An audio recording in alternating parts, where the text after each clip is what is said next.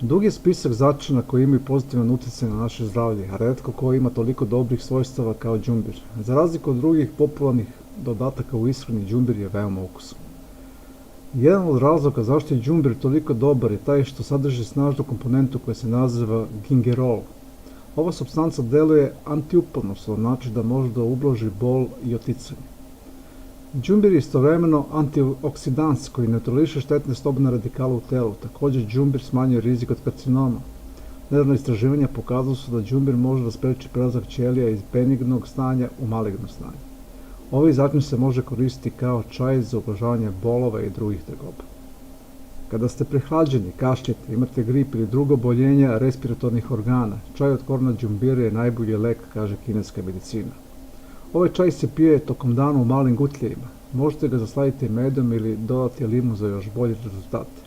U manjim količinama čaja od đumbira se preporučuje zdravim osobama, da bi se organizam osjećao bolje i da bi se zaštitili od prehlada. Preporučuje se da svakog dana ujutro na prazan želudac popijete čašu vode ili čaju koji ćete dodati kašičicu izredanog đumbira, sok od ceđenog limuna i kašičicu meda. Ovi sastojci pospešuju stvaranje belih krvnih zrnaca i na prirodan način jačaju vaš imunni sistem.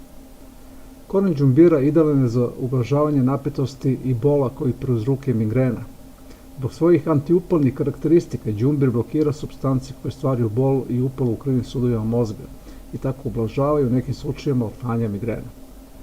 Đumbir je za menstrualne bolove efikasan isto koliko i farmaceutski proizvodi. Da biste ublažili tegobe u ovom periodu, konzumirajte ekstrakt đumbira 4 puta dnevno, 3 dana pre početka menstrualnog ciklusa.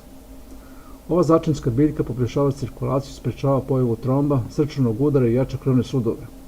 Osobe koje piju lekove protiv zagušavanja krvi trebalo bi da se konsultuju sa svojim lekarom pre nego što se odluče da konzumiraju đumbir.